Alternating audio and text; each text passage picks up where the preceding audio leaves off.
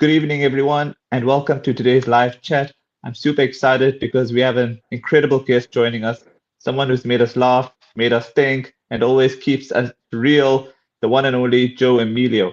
You may know him from his sharp-witted stand-up, his bold takes on South African culture, or his honest, no balls barred content online. But today we're going beyond the jokes. We are diving into Joe's journey, how we got here, what keeps him going, and what it really means to be a comedian, creator, and truth teller in today's world. How are you, Joe? I'm fine. How are you? Thank you so much for having me on your show. I'm honored to be here. Yeah, likewise. I enjoyed your chat with Mike Sham, and I got really fascinated by you, and I really wanted to you know, get to know you more in person. So, my opening question to you is, what inspired your journey into comedy and content creation? And did you ever imagine it becoming such a big part of your identity? I think that what first started me getting into stand-up comedy was when I was 13 years old. I listened to a friend of mine. He was listening to this person on CD, and this guy was just on stage telling jokes, but this is like the audio, so I'm hearing jokes and I'm hearing an audience laugh and stuff, and I ask him, I said, what is this? And he's like, oh, this is stand-up comedy. It's basically a guy that stands on stage and tells jokes to an audience. And I was very fascinated by that. And as the comedian's name was Dave Chappelle. And Dave Chappelle was literally the first comedian I ever listened to. And then I'm like, oh man, are there any other like people that do this? And then I just went down the rabbit hole of stand-up comedy: Eddie Murphy, Jim Carrey, Dane Cook, Robin Williams. The list can go on and on. I listened to nearly every single person I could think of, from Adam Sandler to Kevin James, to the list can go on and on. Seinfeld. Um, and in my teen years, I was listening a lot to these comedians. I was enjoying their sitcoms at the time, and eventually, and this was, by the way, when I was in Egypt. So eventually, I moved to South Africa when I was turning 18, and that's when I decided maybe I should delve into stand up. Write my own material. A lot of it focused around me as as an American, trying to fit into the South African culture. So I make fun of myself a lot, trying to embrace the South African culture. And I, I think for any comedian that starts out, the jokes were terrible, absolutely terrible. But I also did it in an interesting way. So I decided that the one day I decided, you know what, I'm going to try and do stand up, but Mhm. I'm not going to go to like an open mic night where I'm going to be in front of people who I don't know. I'm going to invite some friends over for a braai, and I'm just going to impromptu tell them, hey guys, I've been writing some jokes. So what do you think? And that's what happened. They didn't even know I was going to do stand up. Like, I just invited them over. It was like four friends, and I was like, listen, guys, I really want to try this stand up comedy thing. I don't want to go yet in front of people I don't know. And I want you guys to be brutally honest. Don't just laugh, just let me do my thing, and then, give me some feedback. And a very, very, very good friend of mine, Nathan Brooks, who's also in film. He's a very successful filmmaker now. Um, he saw the beginning of what could have been only described as like a really sad attempt of stand-up comedy. But to his credit, he was honest. He said, Mhm. yeah, it's got potential, which at that time was probably the most enthusiastic Nathan you could ever ask for. And but he said, don't give up, dude. Like, there's something in these jokes. And I didn't. Soon I was studying theater, and that helped me a lot with stand-up comedy. And then when I was done with studying that, I decided to pursue comedy. I wouldn't say full time, but I definitely tried to give it a go. And no, I never thought it would be such an integral part of my personality. But I think to some extent, it's always been part of my personality, because even like when I started to do stand up and my mom would come and support me, she would always tell Mhm. me, like, those teachers when you were in high school and in grade 3 and 2 were right about you, because in my report cards they used to say that I was the class clown. So or I tried to be. So I think it's always been there. I just only embraced it in my later adulthood, if that makes Mhm. sense. Yeah. Yeah. Was there a moment when you realized, okay, this is really working?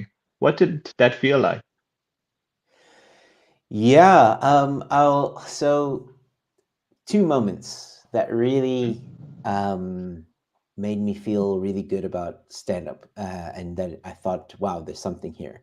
One was when I finally decided, after I was done studying theater, and I decided, okay, I'm going to now do a proper show in front of people I don't know, and try and sell the hell out of this show. And yeah, we'll see how it goes. Now, this was like early on in my very very early on in my career, um, in a place called Pitch and Putter in Tiger Valley, and yeah, we just asked them, hey, can we do stand up? It was me and another two friends of mine, and this is the first real stand-up performance that I do. Um, and it went very well. I was surprised. It went very, very, and I was talking about stupid stuff, getting a haircut, and um, how the lady doing my haircut was trying to cut off my eyebrows, and I don't know, it was very weird. But it it worked. And then the second time when I was like, there's something here for me, was I'm sure you know Emo Adams. He had a theater in Brackenfell called the All Star Theater. Unfortunately, that's closed down. But I approached Emo and I said, "Listen, I'd like to do stand up." This is now later on in my career. This is maybe I'm 5 6 years in, maybe close to 10 years in. No, yeah, 6 7 years in. And I approach Emo and I say, "Hey, I'd like to do stand up comedy at your venue. I want to make it big. I'm gonna get Jared Pillay, who's at the time a starting out comedian. I'm gonna get Nelson DeGave, who's also at the time was starting out comedian. I'll host the show, but it's all gonna be leading up to the big headliner, which is going to be Rob Van Furen, a very talented comedian. And luckily, Rob was keen to join.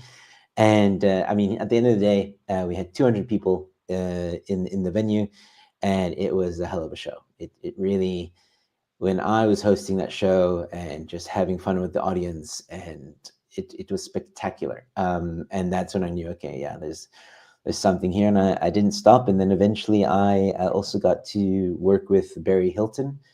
Mhm. He directed my one man show, Crossing the Borders, actually here on the wall right here. Okay. And that was also maybe another time where I thought, there's also something here. And I had actually a TV deal at one point, but unfortunately, COVID got in the way. I was just about to film my one man show for TV, and then COVID happened, and yeah, it just kind of never happened, unfortunately. Yeah. I have a question from you in the comments. Are you okay if I ask you? Yeah, sure. All right. This is from Jitin Rishka. Hi, Joe. Have you done stand-up comedy? I'm sure you have. No, never tried Oh, okay. Okay. Okay. it. Yes. Okay. All right. Let's get to the third one. Um, you've touched on a lot of real issues in South Africa with humor. What do you feel is the role of comedy in driving social awareness? Yeah, comedy is a great way of trying to drive home a issue or point or exclamation on a point. It's through satire, sarcasm, which is what I try and do on my YouTube channel. I try and commentate on current affairs in South Africa, but I try and bring some jokes into it. Like Mm, a kind of I don't. I'm not. a big fan of him, but Mhm. what's his name again? Oliver. Okay. Uh, it's like a British comedian who has a talk show. Anyway, Jamie. That's not Jamie Oliver. That's the cook. But Yeah. can't remember his name. But like it's kind of that kind of vibe. Where it's Okay. basically just commentating and having fun with the news as much as possible, adding memes and stuff like that. I mean, there are obviously it's tough. It can be tough because South Africa is in a interesting situation. There's not a lot of good news in South Africa. Mm, that's true. So I often find myself talking about very serious things, but still Mm, trying to find that humor where I can. And that's, I think humor is very important. I think South Africans have, wow, such a great sense of humor. When anything dramatic or um, crazy happens, South Africans can always find the humor in it, which is mm, something I deeply, deeply admire and love about the culture here. Look at the Checkers 60-60 and how much jokes have come out of that. Where no matter how terrible the weather is, they'll find a 60-60 jet ski and still deliver your items. Anything that happens, really, there's always humor, and of I course. think it's because of the climate in South Africa, the way things are in South Africa. You have to laugh, Yeah. otherwise you're going to be in a very Depressing. um, Yeah. yeah, depressing situation for sure. Yeah, Mm. so laughter is important. How do you balance making people laugh while also making them think? It's a tricky one, because you have to be able to, one, tell the story right, tell the joke right, um, and at the same time, with the topic, it has to be so finessed in a way that the audience thinks to themselves, yeah, you know what? That's actually, it's funny, but it's a good point. And usually that's got to do with truth. When you Mm, speak truth, and you're able to also, in a way, be like, listen, this is how the truth is, but this is how it's being interpreted, or this is how it's coming out, or this is what's being done with it. And you kind of flip it on its head, and then people start to think like, oh, okay, yeah, he's got a point there. I mean, you may not agree, it may mm, hurt you, but and sometimes it doesn't. Sometimes people are like, mm. oh, finally somebody said it. Yeah. But I think that's the balance is finding a topic and a situation that people are thinking it. And I think that's the beauty about a comedian. A lot of the times we talk about things that we know you're thinking about. We just have the balls to say it sometimes, and obviously say it with finesse and punching up, not punching down. That's important.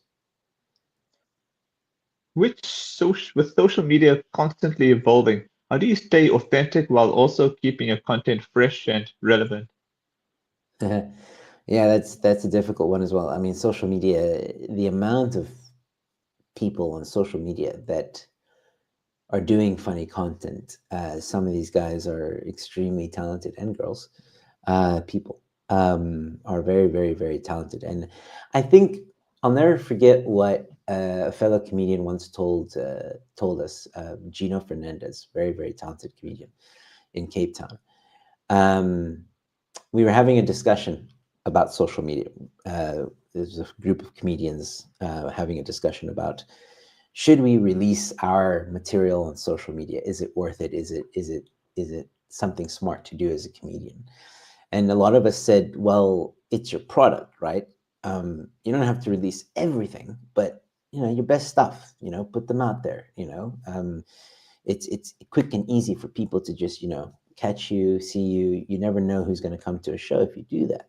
And one of the comedians, quite a few, were like concerned about that because they're like, well, if I release my stuff, another comedian can maybe steal it. Yeah. And then Gino said, write new material. That's your job. And I think when it comes to social media and content creators and comedians that are on there, I say the same thing. Just keep making content. Just keep on thinking of ways to make people laugh, to be entertaining, because there is this habit on social media, and I think it's just the nature of the beast, where people kind of imitate each other, Yeah. or they'll do their own twist on a trend or whatever, and that's fine. That's the nature of it. But I think if you just keep on trying to also do your own thing, do your own trend in your own style, in your own voice, something's gonna click, and next thing you know, people are copying you and doing it in your trend and all that stuff. So it's just a matter of, just like comedians have to always write new jokes, you just got to keep on doing content, and collabs are always fun. Like, I think also people should stop thinking that they own a certain space of the internet. I think that's a very bad way to look at it. I think we should collaborate more with each other. There's been a few comedians and content creators that I've had the pleasure of collabing with, and there's more that want to collab with me. And I say, yeah, let's do it. Whether the person has 5 followers or is starting out or has 100,000 followers, it doesn't matter. At the end of the day, as long as we get along and as long as we can find something funny, I'm all for a bit of a collab and making people laugh. All right. You've built a strong online community. What advice would you give to someone trying to build their voice online without losing themselves? Oh, that's a very good question. It's very easy for someone to get lost in the fame.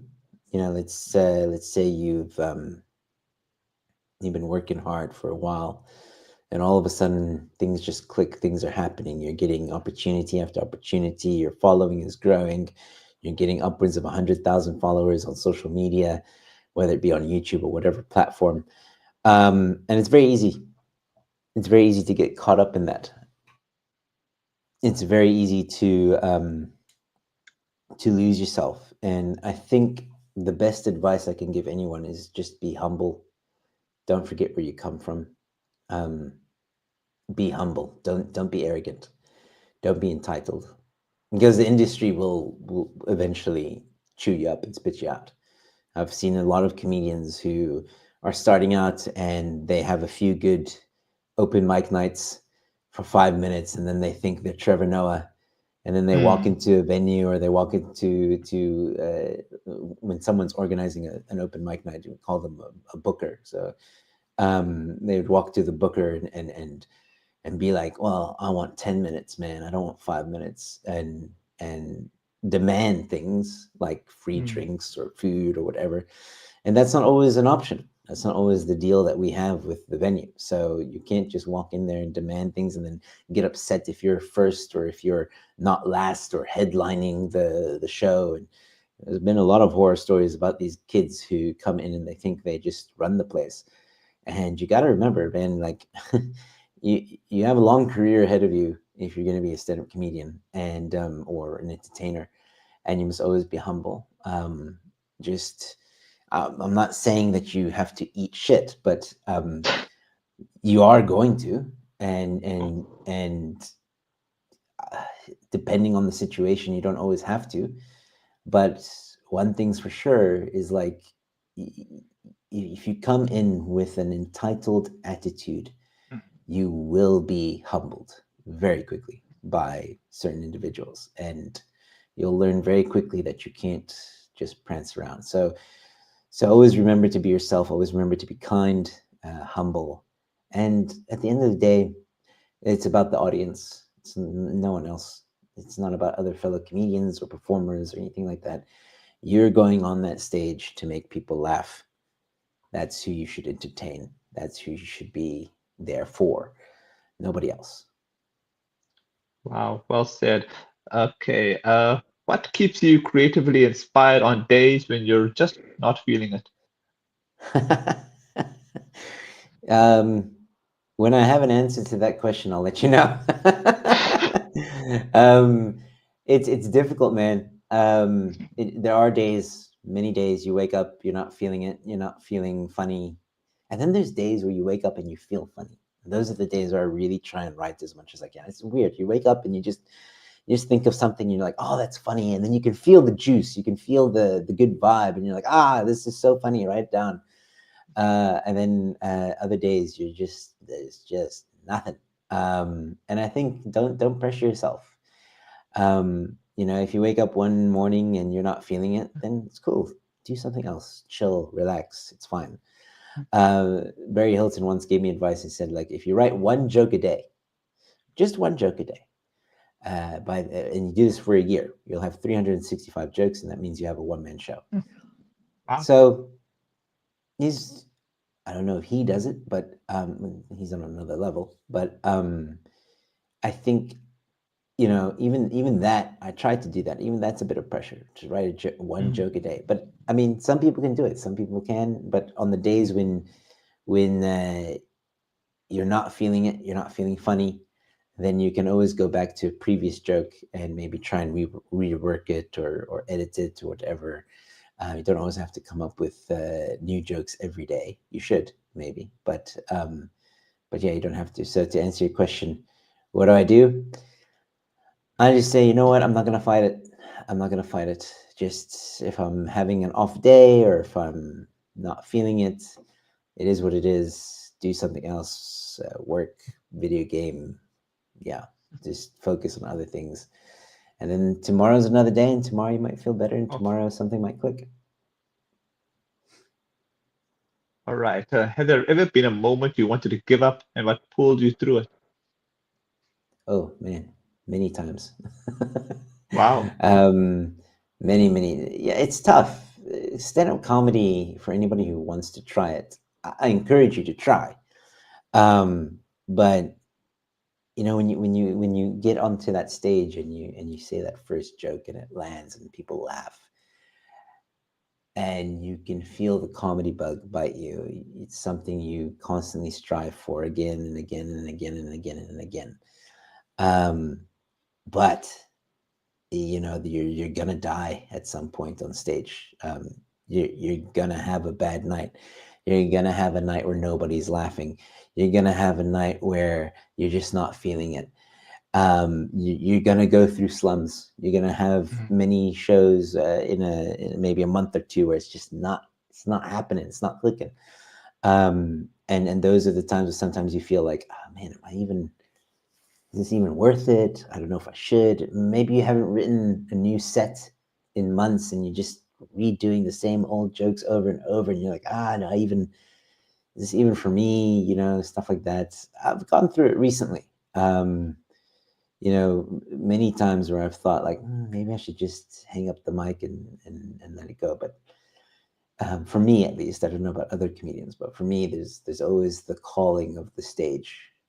It calls to me. And I always am drawn back to the stage. I run an open mic night once a month. Unfortunately, this year it's been very on and off because my son was born, and that kept me quite busy. I asked a friend to help run it, so he would be there on the night and stuff like that. But I don't know. This year it seems a bit slow. Not a lot of people are going to the shows, and that's fine. That's going to happen. And we've skipped. We were supposed to do in August, this past Friday, um, but um, but we said now we'll skip August and we'll continue in September, um, and that's fine. But it's also moments like that where you're like, should I even continue? I don't know. It's a lot of effort, but I like having a stage. I like knowing that I have a stage to go to. I like knowing that every month I'm going to have at least one stage that I can perform in. And every time I perform, it's a very natural high that I really enjoy. And I think if I have a good night, and then I'm like, oh, flip, I want to do this forever. So I think we all go through those slums, and to get yourself back up, just don't give up. You have to go through the bad times, the slums, the death of on stage and all that stuff to appreciate the good times, to mm, appreciate the times when you are successful, when you land an awesome set. It just makes those times even more valuable. Um, you, I think that I think that I've seen every comedian you can think of die. That is great. I've seen Barry Hilton struggle. I've seen Mark Lottering struggle. I've seen Riyad Musa struggle. I've seen them all work really, really hard to win over Room Kurt Skonrad. Um, that's not to say that they're terrible. These are very, very, very, very talented comedians. They're legends in our industry. But my point is, everybody goes through a tough time. Everybody has Mm, not everybody is perfect. Doesn't it? Not everybody wins it all the time, mm, and you're gonna go through that, and that's fine. The trick is, do you get back on the horse?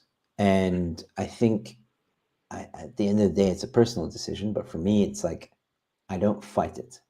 It's like, okay, I'm going through a slum. Haven't had a few good nights or shows. It's fine. Um, it'll turn around. Just maybe focus a little bit more on writing, or even take a break. Some comedians have taken breaks, mhm. just to ease the pressure and feel less pressure to write, and write when they can and stuff like that. Focus on other things for a little bit. It helps. So Yeah. if you are struggling with that as a comedian or a creative, just don't. The pressure is what can really psych you out. So just take a break. Don't put too much pressure on yourself. You'll bounce back. And if you decide to hang up your boots, that's your choice. Nothing wrong with that. What do you hope people take away from your content beyond the laughs? Well, a lot of my stand up comedy is about me trying to become a South African, basically. Trying to embrace the South African culture. My one man show, Crossing the Borders, was completely about that. And what I hoped people would take away from that show specifically is that being a South African is an awesome thing. That the culture is rich with very interesting aspects of it. Um, anything from language like away, or robots, bafok. Um, I'm looking at all these average things that South Africans, I would say, take for granted on some level. Like even the word braai, um, or Afrikaans, Jy's kak. I have so many of these types of cultural influences in South African culture that I try and turn on its head and explain how, from an outsider's perspective, these things are weird. These things are, but weird in a good way, because I want to understand why you say away, or why you call robots, traffic lights, robots, Mhm. and in doing so, I'm making fun of myself learning this aspect of the culture, and at the same time trying to embrace the culture, trying to be a South African, because that's the whole reason why I want to understand, is because I think South African culture is amazing. It's beautiful, and we can laugh. And so the takeaway with Crossing the Borders specifically, and a lot of my material, is um, being a South African is a pretty cool thing. Right. My final question to you is, what's next for you, for Joe Emilio? Any upcoming projects, dreams, or goals you're excited about? Yeah, in terms of comedy, definitely want to try and do my one man show again. This one, I only did it once at DNA Cafe, but I've gotten an offer at a venue in town, in Cape Town CBD, who approached me to do my one man show there. But of course, because of the new child, um, I don't have a lot of time at the moment. Pretty focused on being a dad, which also brings, I'm always like, I'm a dad, but I'm also like, this is going to be a funny story to tell on stage.